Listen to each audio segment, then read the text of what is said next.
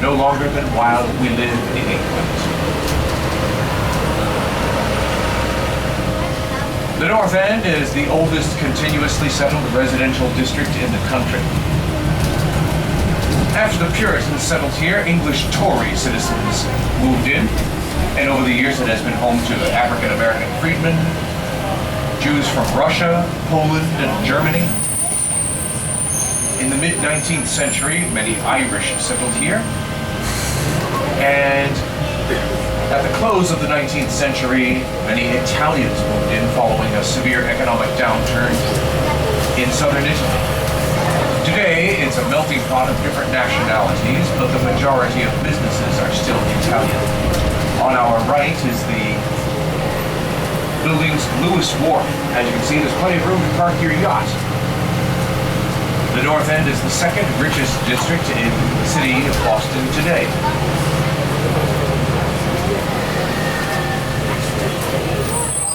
A silversmith named Apollos Riguard opened up his business here at Lewis Wharf when he settled in the North End in 1770. He was the son of French Huguenots, but since this was an English colony, he anglicized his name as Paul Revere. This is stop number 2. The Paul Revere house where he lived is still standing over in North Square, which is on the other side of that block of buildings to the left. There are a lot of great places to eat here. Over 100 restaurants, as well as souvenir shops and bars.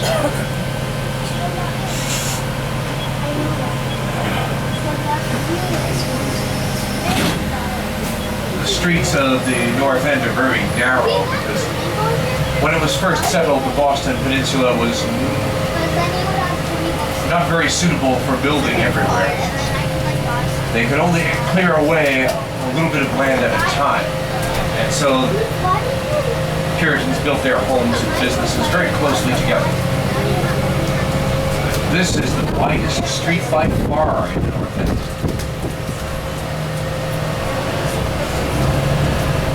Now, Paul Revere worked as a metalsmith.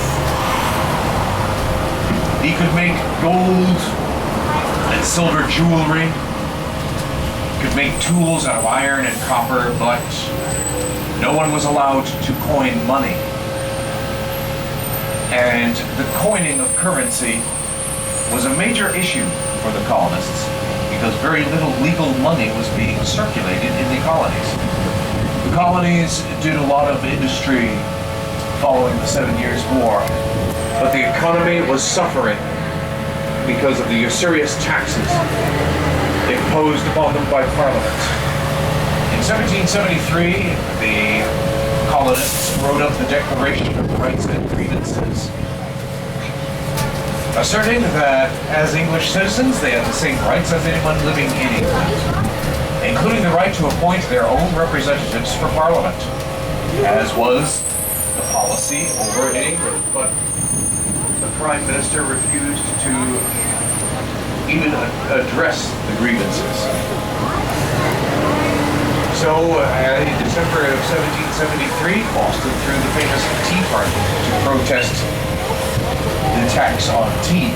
On our left is Hanover Street, where you'll find shops and galleries. Right now, the North End is celebrating the Feast of St. Peter. It's worth visiting if you have the time. It's a big outdoor celebration. On our left is the Old North Church. The Old North Church was built in 1723.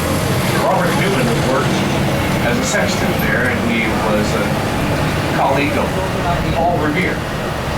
Both men worked for the Sons of Liberty, a spy circle operating in Boston. In 1774, Massachusetts was under martial law, and the rebel groups of Massachusetts began hoarding weapons and ammunition. By 1775, the troops occupying Massachusetts began searching for contraband weapons all over Massachusetts, and John Hancock and Samuel Adams were wanted for treason. The Sons of Liberty learned that the occupying troops of redcoats were going to march out to Lexington and arrest the two men and confiscate all weapons and ammunition. That would be a death sentence for any hunters living out there. Without their hunting rifles, they could not make a living at all. Now here at stop number 3, you can visit this side of the North End, and you can visit the Old North Church. If you follow the Freedom Trail up that sidewalk, it will lead you to 16 places of interest. Robert Newman received the message of how and when the Redcoats were departing Boston.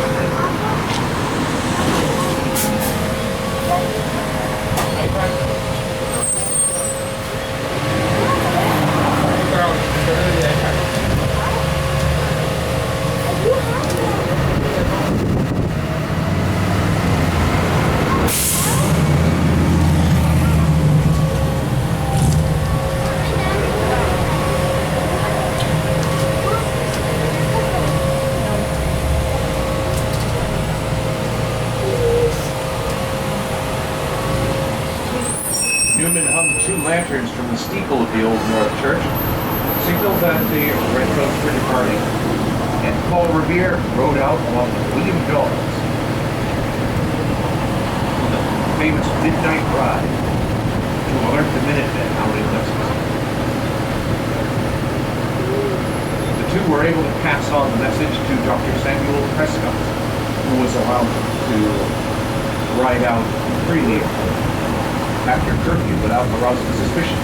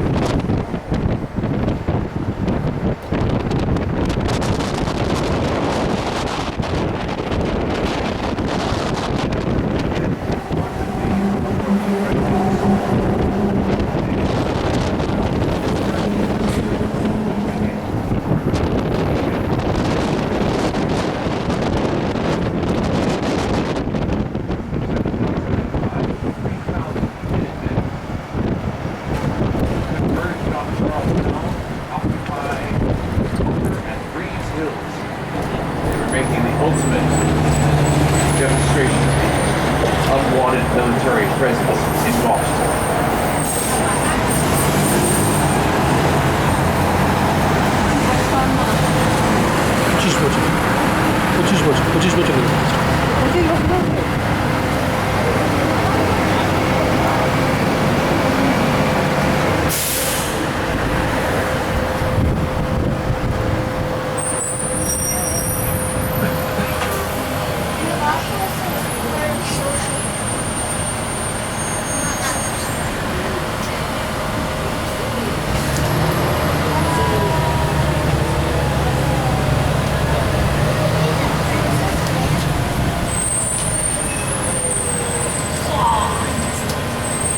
What followed atop that hill where the tower now stands is the first and bloodiest battle of the Revolution. General Israel Putnam instructed the Minutemen, "Don't shoot until you see the whites of their eyes." They had to make every shot count. Make every shot count they did. What little ammunition they had, they used and repelled wave after wave of advancing Redcoat troops. But they ran out of ammunition and retreated. And the Redcoats bombarded Charlestown with their artillery. But by that time, most of the Minutemen had fled. 1/7 of the Minutemen's forces were wounded, killed, or captured. Almost half of the Redcoats were killed or wounded in that battle. This is stop number 4, the Charlestown Navy Yard. The Navy Yard was an active shipyard from 1800 to 1974. Here you can visit the USS Constitution, which is slated to undergo repair work very soon. 4B, you have to go 4B. This is not for the splash. If you're looking to take a boat ride, please remain Not open. for the splash, 4B. Thank you. Next one. Thank you.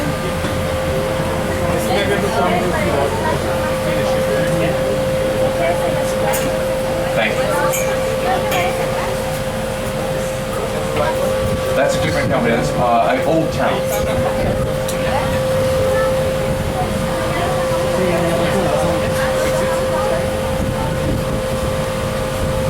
Yes.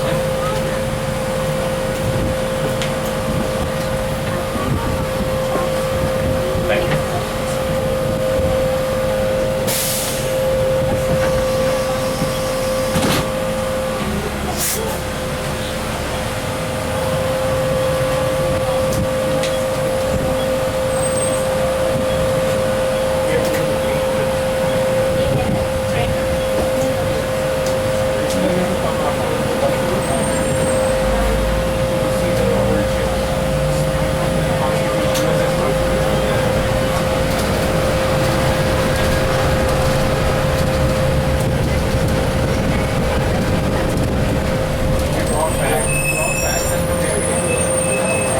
The Charlestown Navy Yard was an active shipyard from 1800 to 1974.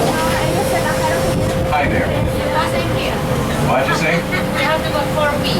That's true. Okay. Thank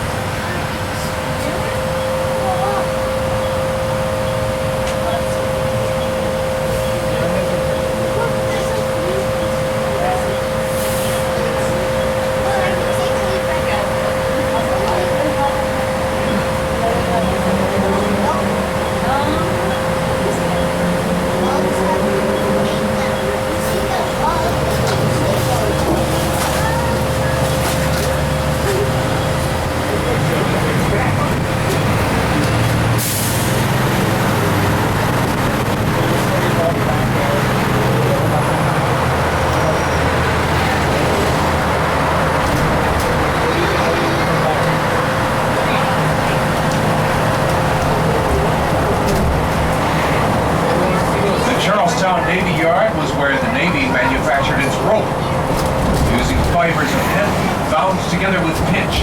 And the rope walk building was where that manufacturing took place. Steel workers at the Navy Yard developed the drop forge die lock process to forge anchor chain. The chain manufactured there was very durable and reliable. Many ships were launched from the Navy Yard. In 1838, the clipper ship called the Flying Cloud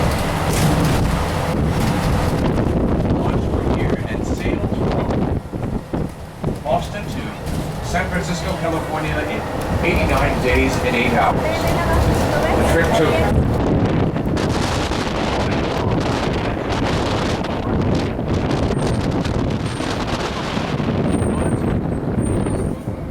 sailing time was considered remarkable.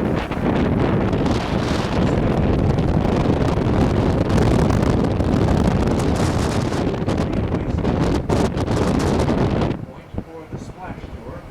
It's 45 minutes on the water.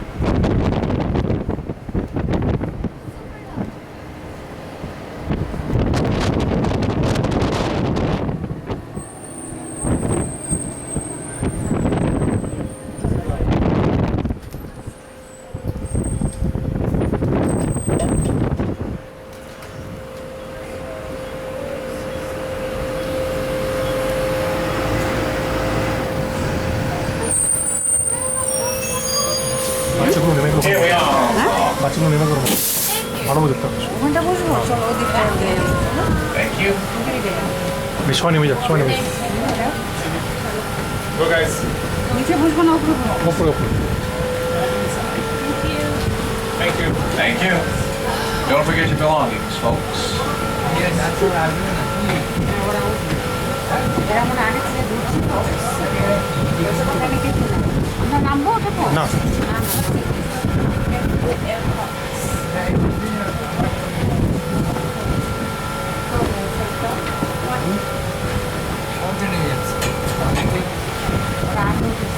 Right there. Thank you very much. এই গেছো Thank you. এখানে বসো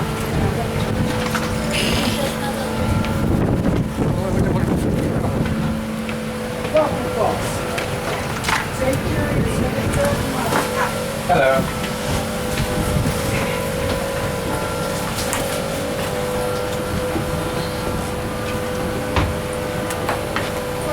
Hey.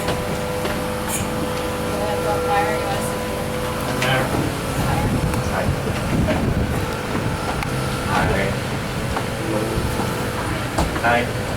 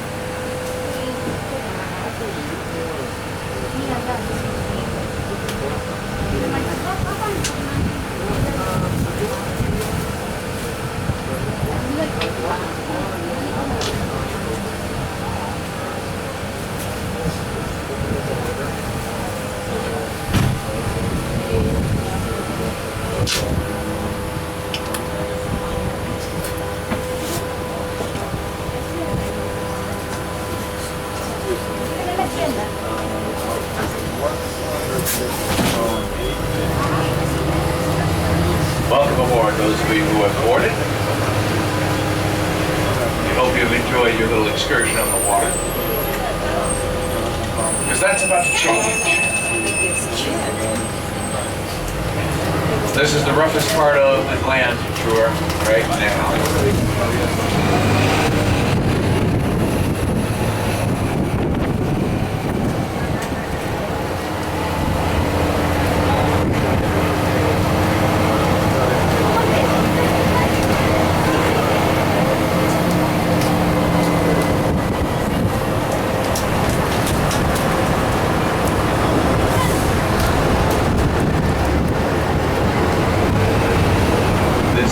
Rehab Center on our left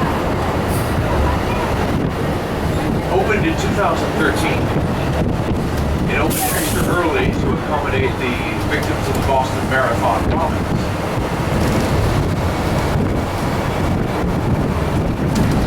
The Navy Yard was sold to the city of Boston in 1975 and it became a very busy commercial and residential sector. There are branches of MIT, Tufts Medical School, and Massachusetts General Hospital in there.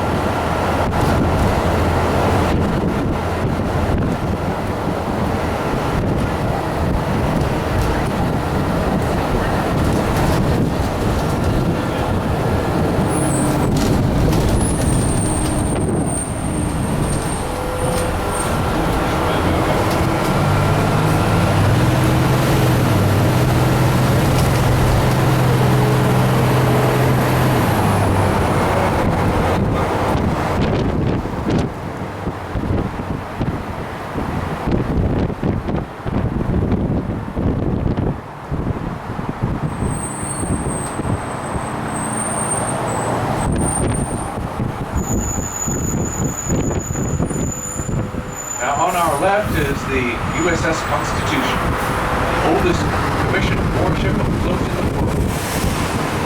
The Constitution served in 42 land-sea operations and never lost a single battle.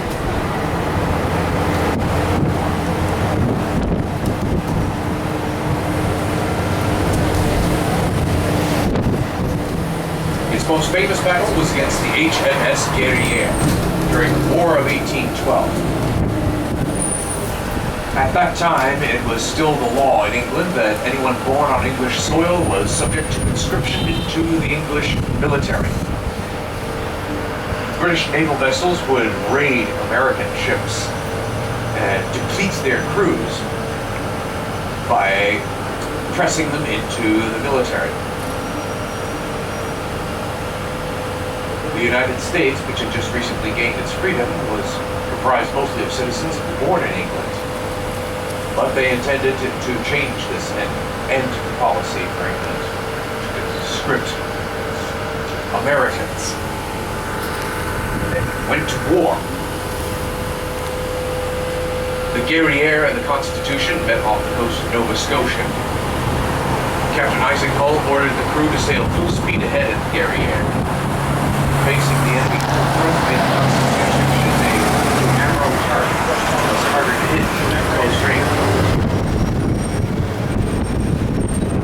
The sloping of the bow of the Constitution, plus the durability of the hull, enabled the Constitution to withstand direct cannon fire.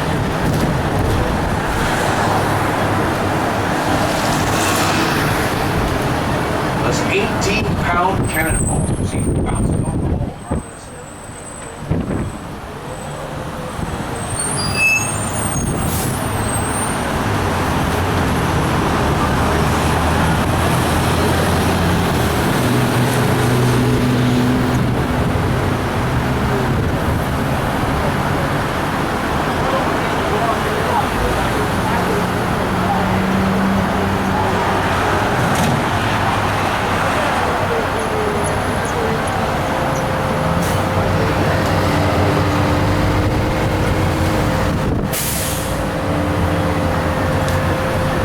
Constitution sunk the Guerrière, making the Guerrière the first ship of the English Navy to be sunk in battle.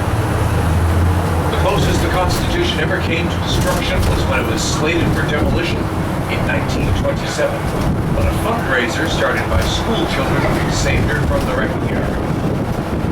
On our right is the Leonard Zakin Bridge. The Zakin Bridge was completed in 1999 and opened in 2001. It was named after Leonard Zakin, who was a lawyer and civil rights activist living in Boston. He passed away due to a brain tumor at age 45. And he was known to build bridges of agreement between groups in legal disagreements. On our left is the parking building, once owned by Brinks Armored Car and Security Company. In January of 1950, 9 burglars broke into that building and stole more than $2 million in cash, checks, and securities.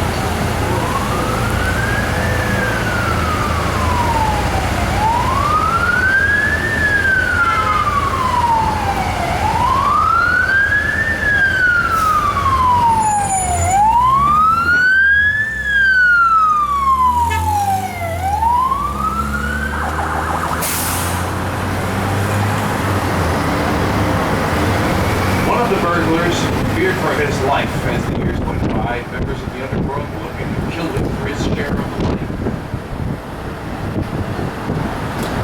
Thus he turned himself in when the statute of limitations ran out. He pleaded guilty, feeling he'd be better off in jail. With his testimony, all of the burglars were caught and sent to prison, but only about $50,000 was ever recovered.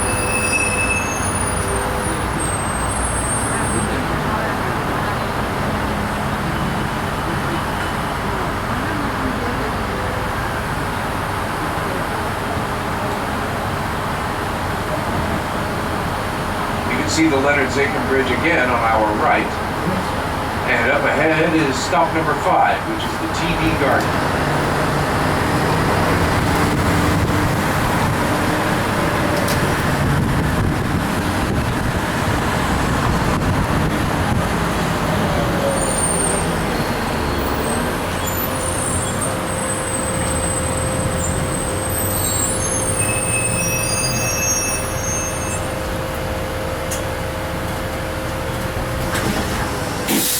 This is stop number 5.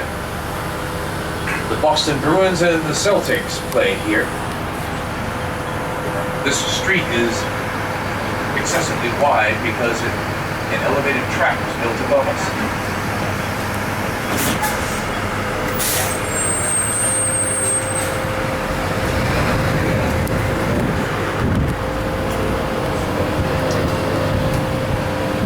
The Green Line now runs below us in this tunnel designed during the Big Dig.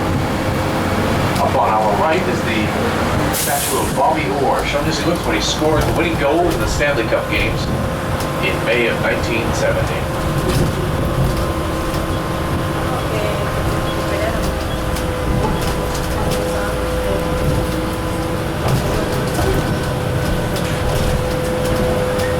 The Thomas O'Neill Federal Building on our right was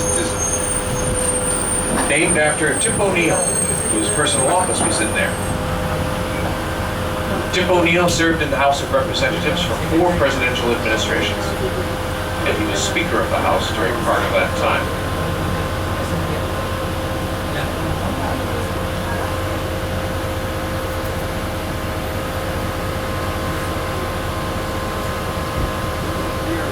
He was a firm believer in the motto, "All politics is local," and endorsed the Big Dig, which saw the construction of a tunnel named after him as well, and a new branch of the MBTA called the Silver Line.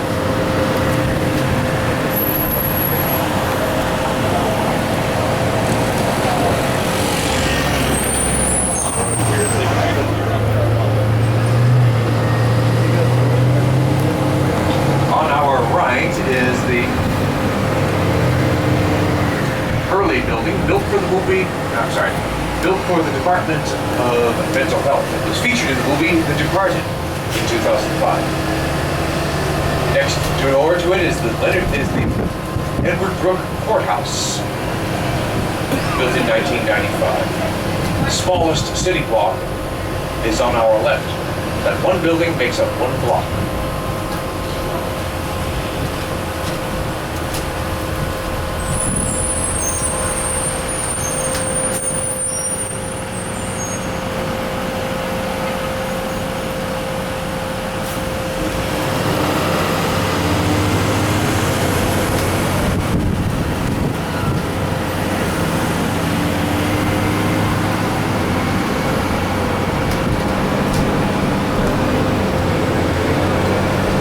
Was originally called Tri-House of Victoria II.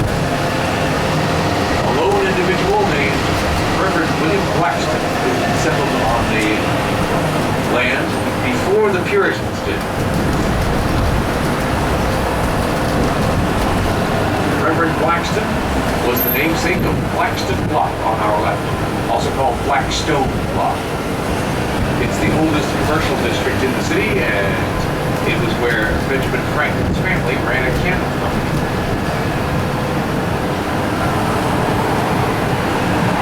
Almost every street-side business in Blackstone Block is a restaurant or bar.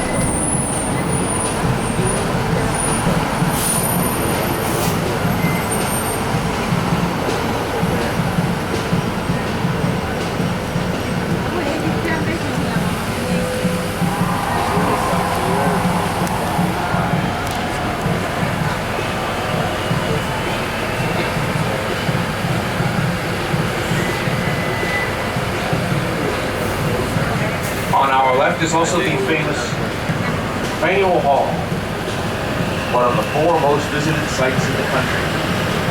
It was donated by Peter Faneuil in 1742. On the other side of Faneuil Hall is Quincy Market,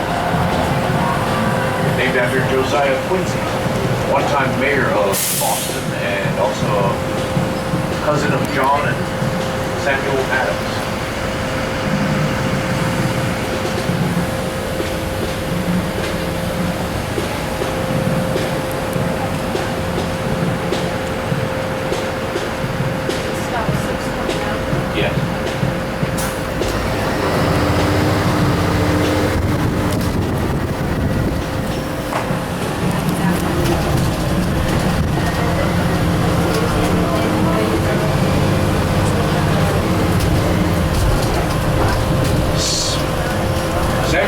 Adams orchestrated a protest which he hoped would be peaceful over here at the old State House. But the protest grew unruly and almost turned into a riot. And the soldiers standing guard here opened fire on the crowd, killing 5 men. That was the Boston Massacre. Josiah Quincy and John Adams, our second president, agreed to be the defense attorneys for the soldiers. They were able to prove the dangerous nature of the crowd and had the soldiers convicted of manslaughter rather than murder. This is stop number 6. You can walk down straight along State Street to the aquarium. Quincy Market and Faneuil Hall are here as well.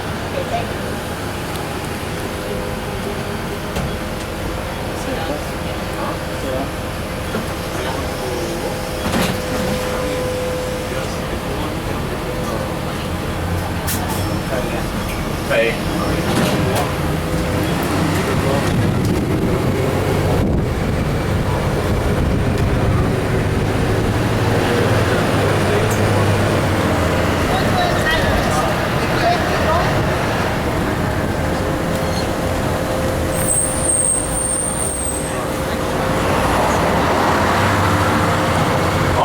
Is the steaming tea kettle, the oldest registered trademark in the United States.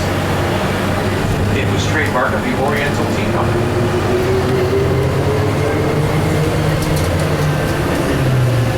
On our right is also the Boston City Hall, built in 1969. It's on the list of the 10 ugliest buildings in the country.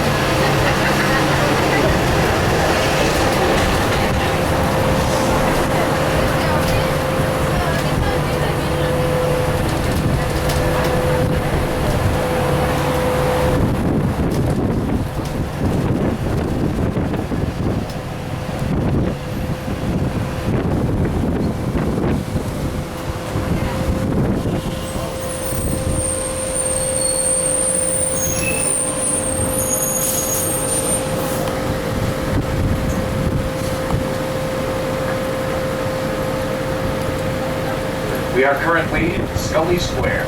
Scully Square is where Alexander Graham Bell's laboratory was, and he patented his famous invention, the telephone, here in 1876. This was also the vaudeville district of Boston. Many famous actors got their start performing live in vaudeville, like Sammy Davis Jr., the Marx Brothers, Bill Silvers, Milton Berle. They all performed here when visiting Boston. Leonard Nimoy grew up in the West End of Boston. His father ran a barber shop.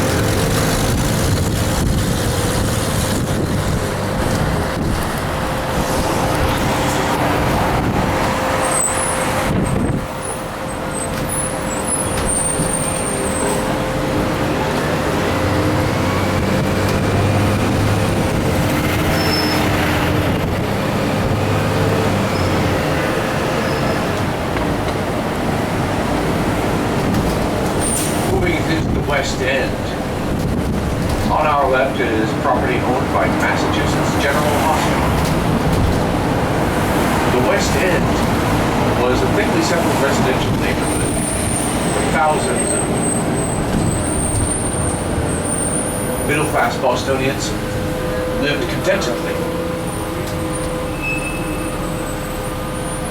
But in 1960, an urban renewal project began here.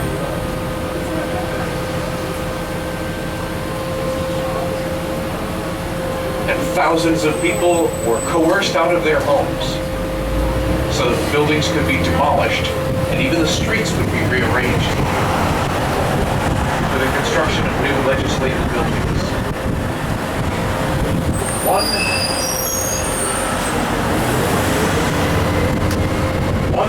resident refused to vacate the premises, and the building where he lived was left standing right up ahead.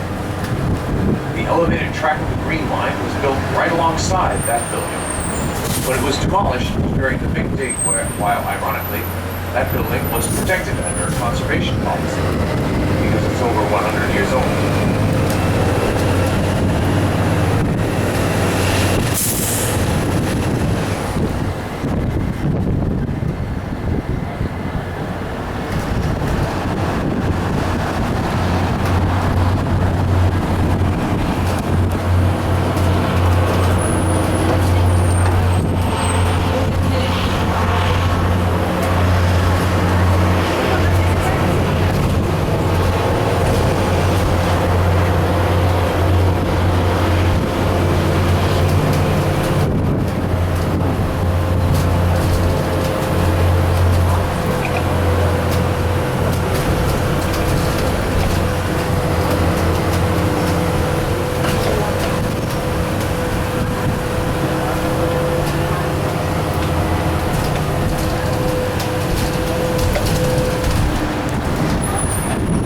Now we are crossing over the Charles River up ahead.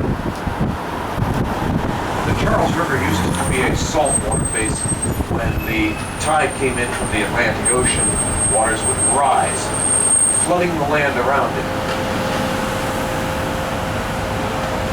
Then the tide went out and the water levels would recede.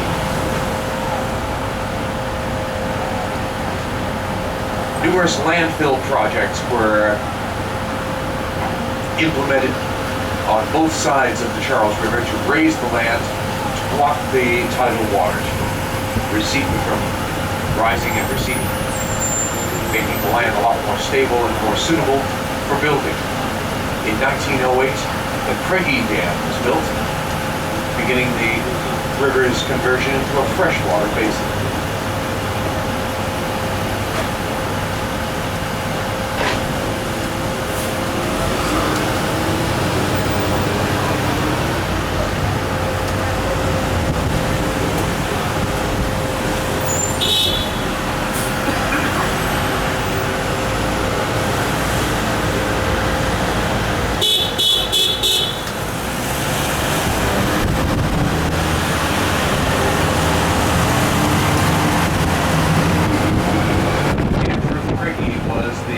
Namesake of the Craigie Dam. He was an industrialist who oversaw the layout of the main roads of Cambridge.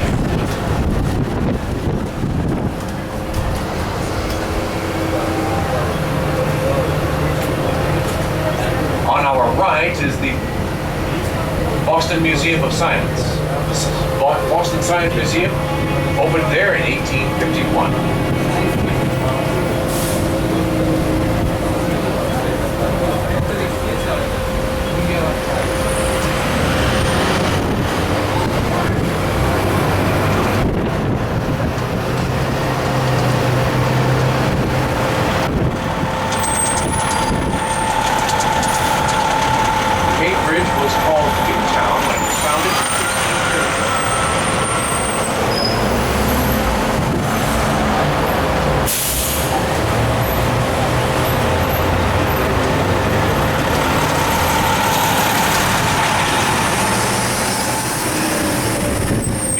Founded the College of Divinity in 1636, purposed to train future ministers and Puritan leaders. All students at the College of Divinity had to be fluent in both Greek and Latin.